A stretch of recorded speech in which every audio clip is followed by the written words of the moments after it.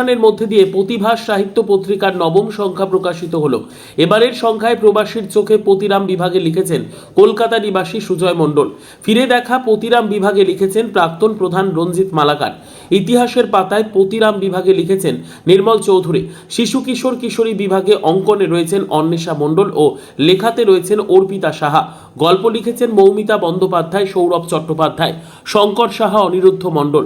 কবিতা লিখেছেন ঈশিতা চক্রবর্তী, অনন্যা মণ্ডল, নার্গিস বেগম, প্রীতিশীল, ভূষণ বর্মন, শ্যাম সাহা, সোহেল ইসলাম, কানাই চৌহান, দেবব্রত দাস, অলোক কুমার মুখোপাধ্যায়, অপর্ণা দাস, ছবি বর্মন, চুমকি সরকার, রাজশ্রী মালাকার, বিশ্বজিৎ প্রামাণিক, নির্মল রঞ্জন চৌধুরী। গল্পের প্রচ্ছদ এঁকেছেন নৌসিন আলম। নবম সংখ্যার প্রচ্ছদ এঁকেছেন নার্গিস বেগম। অনুষ্ঠানে সভাপতিত্ব করেন রতন কুমার ব্যানার্জি। অনুষ্ঠানে উদ্বোধনী সঙ্গীত পরিবেশন করেন রাজশ্রী মালাকার। আবৃত্তি পরিবেশন করেন সমৃদ্ধি মণ্ডল, সুরশ্রী সরকার, রাতুল মুন্সি, জিতশ্রী প্রামাণিক। স্বরচিত কবিতা পাঠ করেন ছবি বর্মন। বক্তব্য রাখেন সোহেল ইসলাম, বিশ্বজিৎ প্রামাণিক, দেবজিৎ চৌধুরী, নার্গিস বেগম, সৌরভ চট্টোপাধ্যায় সহ অনেকেই।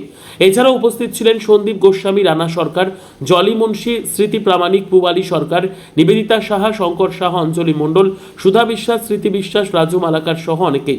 এরপর দশম সংখ্যা প্রকাশিত হবে 25শে বৈশাখ তারিখে। পত্রিকার সহ সম্পাদক কবি সোহেল ইসলাম জানান, আমরা ধারাবাহিকভাবে বছরে দুটো সংখ্যা প্রকাশ করেছি। আমাদের মূল উদ্দেশ্যই হলো পত্রিকায় যেন ভেসে ওঠে পতিরামের ছবি, সেই চেষ্টাই করে চলেছি। মাটিয়া যখন উঠেছে পড়া, কিসের আধার কিসের পাষাণ, উঠলে যখন উঠেছে বাসনা, জগতে তখন কিসের দর। কবি অলোক চট্টোপাধ্যায়ের লেখা রবীন্দ্রনাথ। বাবার আছে বইয়ের পাহাড়, মায়ের দিদির আছে নাচের নাটক, আবৃত্তিতেও টান। সন্ধে রাত্রি সকাল দুপুর তুলো চকচকে বালুচর, ঢলঢলে ওই লাউ ডগাতে সুখের হাওয়া বয়, উই মাচাতে জ্যোৎস্না খেলে করছে না তো ভয়।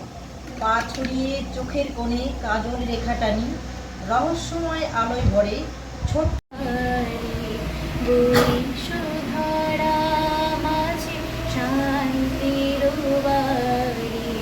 শুষ্ক হৃদয় আছে